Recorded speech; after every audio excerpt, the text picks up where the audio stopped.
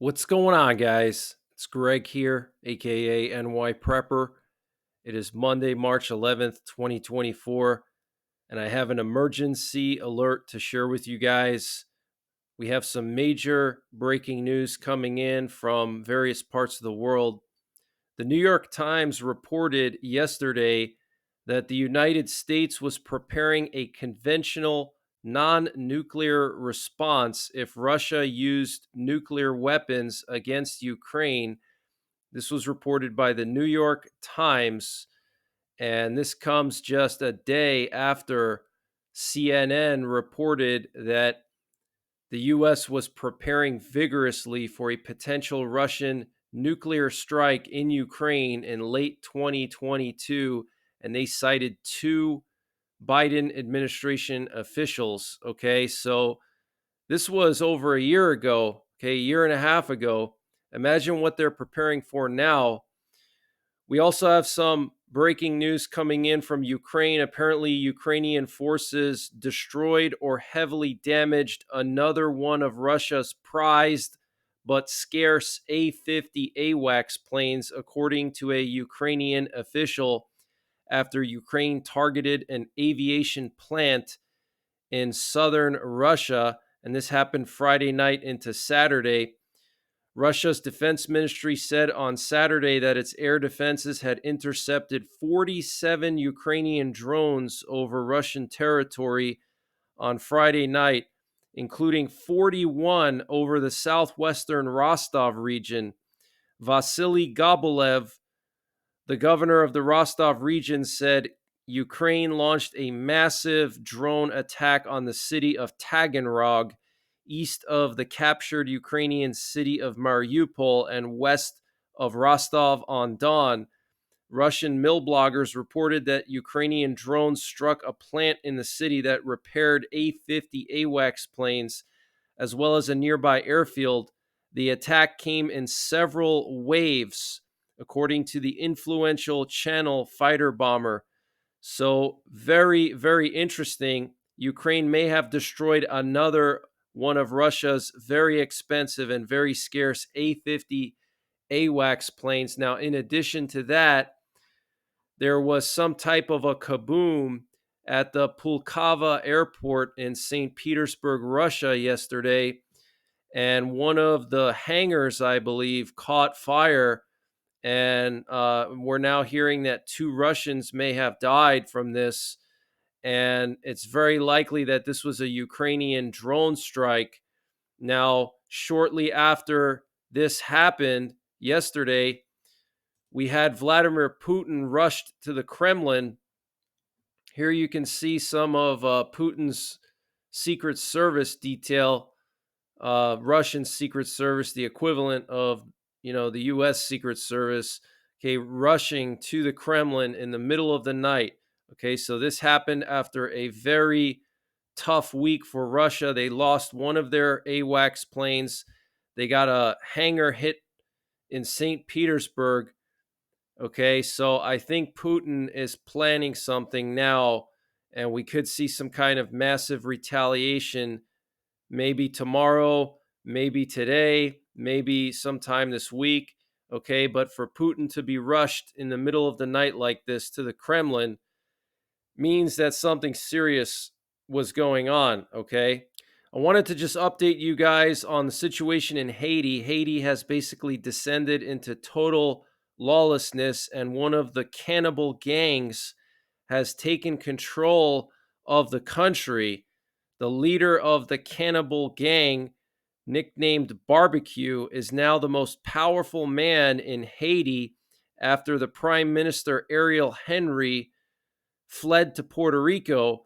And there was footage that came out showing this guy, the leader of this cannibal gang, literally eating the leg of one of their victims. He picked up a random person's leg on the street that he was cooking in a fire and just started eating part of the leg. It was absolutely disgusting. Okay. And it's on Twitter.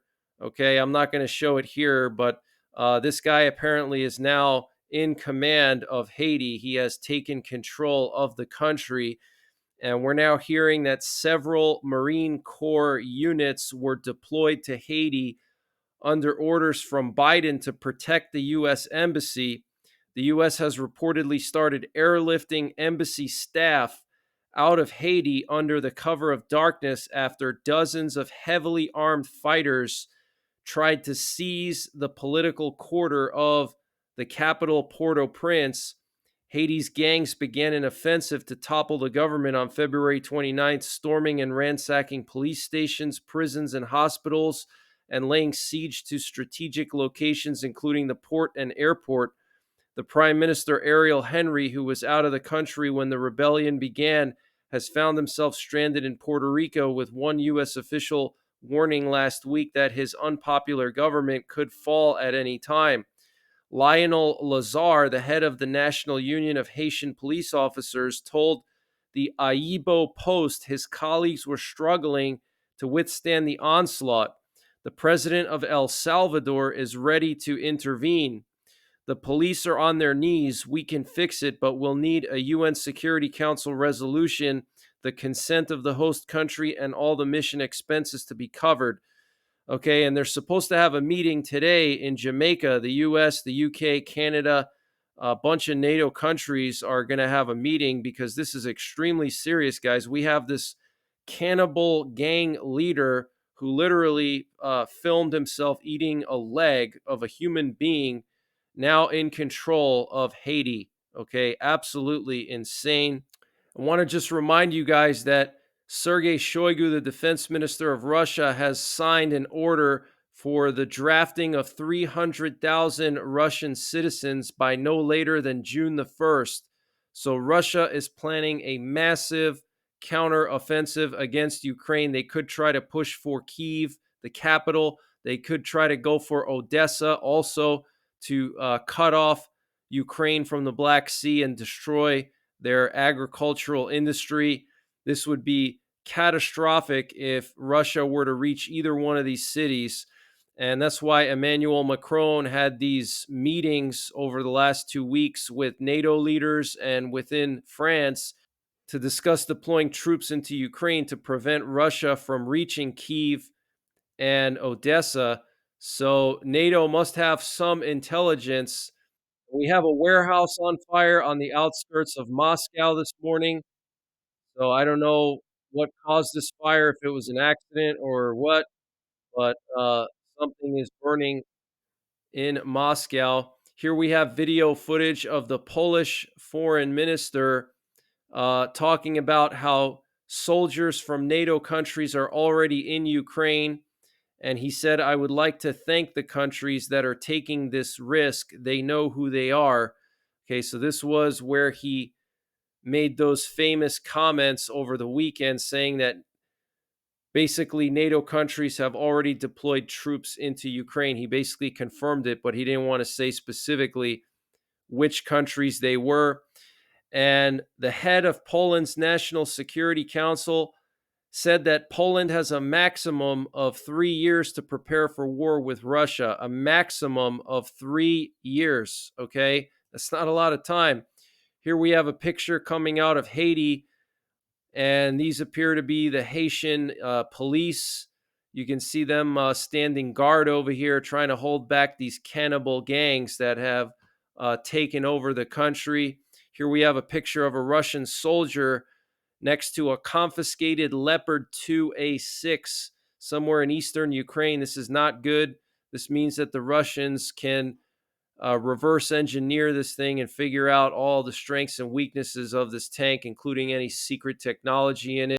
And this update was sponsored by My Patriot Supply. Guys, My Patriot Supply is doing a discount on their 1 month emergency food supply. And to get the deal, you got to go to preparewithnYprepper.com, and the link is in the description below this video.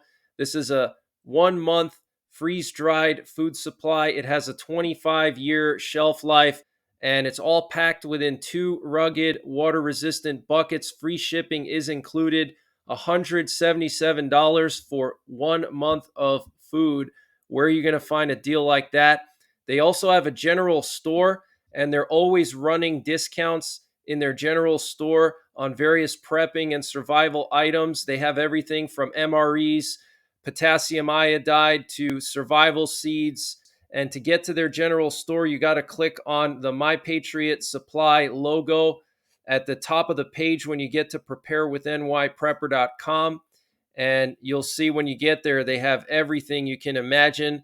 So use the link preparewithnyprepper.com to get $60 off the My Patriot Supply 1 month emergency food supply. That's $180 for 1 month of food, free shipping included. The link is in the description below this video. And also check out their general store. They have everything you can imagine prepping and survival related, and they're always running various discounts there. And Russia is producing 3 times the artillery shells as the US and Europe for Ukraine. This was reported by CNN. Russia has been producing 250,000 artillery shells a month, or about 3 million a year. The US and Europe are only capable of producing about 1.2 million artillery shells per year for Kyiv. Okay, and this is the big problem. The big problem is the US and Europe have not gone into a wartime mode while Russia is in a wartime mode. Okay, because our leaders refuse to believe that we are already in World War III. Okay, they think that we're somehow going to be able to prevent it, but it's too late. It already started. Okay, Ukraine is accusing Russia of using chemical weapons on the front lines, according to a spokesman for the Tavria military unit. The Russians are increasingly using ammunition with a poisonous substance. Over the past week, they dropped grenades with a choking and tear gas agent, such as chloropicrin, almost 50 times from drones. Okay, so they're releasing grenades from drones that have chloropicrin in it, which is basically very damaging for the lungs. And Israel is preparing mass bomb shelters for residents in the north, mostly in underground parking lots, in case of a full-scale war with Hezbollah. Apparently 80,000 food packages were purchased and stocked in various bomb shelters across northern Israel. A similar emergency plan will also be implemented in central Israel. The IDF has begun preparing for a potential war with Hezbollah in northern Israel, launching Operation Steady Anchor to protect tens of thousands of Israelis who do not have shelters or safe rooms. The Homefront Command has used the last few weeks to promote an emergency program to establish shelters for residents who live in old buildings that do not contain a protected space, and where the time to reach a public shelter is longer than the warning time of an incoming rocket, which is around a minute on average in cities such as Haifa. Okay, so the Israeli Homefront Command is preparing massive amounts of bomb shelters across northern Israel. That is very concerning, guys. 80,000 food packages, okay? They've been preparing for this war with Hezbollah for months now, and Israel already gave an ultimatum of March the 15th as the last day for peace, any kind of treaty with Hezbollah. Okay, that's their deadline. If there's no treaty by then, they're going to go in and deal with Hezbollah militarily. Okay, and there was some video footage released from an interview with Prime Minister Benjamin Netanyahu, where he basically said that they're going to go into Rafah and that his goal is to prevent another October 7 from happening again. Now, we do have some intelligence that suggests that Hamas has called on various factions in the Islamic jihadist community to carry out another October 7 attack this coming Ramadan. And the Mount Meron air defense base in northern Israel was reportedly targeted with at least 36 rockets over the weekend from southern Lebanon, and Hezbollah launched 70 plus rockets on Sunday at northern Israel. This is the most amount of rockets launched at Israel from southern Lebanon since the war in Gaza started, okay? And we do have some indications that Israel could be planning some kind of massive airstrike on Syria or Iraq or even Iran or Lebanon, because there have been cancellations in all flights between Tehran and Damascus, and that started last night. Between the capital of Iran and the capital of Syria, all flights have been grounded. Okay, and the Iranian government is describing the reason for this as special circumstances, and they haven't stated when they're going to allow planes to fly between Tehran and Damascus. So there's indications that Israel is planning something big potentially, and that's why they grounded all the flights. And yesterday, we had 5 nuclear war command and control planes in the air. Okay, 3 of them were looping over Oklahoma City, which is where the home base of these nuclear war command and control planes is. And for there to be 5 of them in the air on a Sunday evening is extremely unusual. I don't know if I've ever seen that before, actually. Usually on Sundays, you may see 1 or 2 at the most.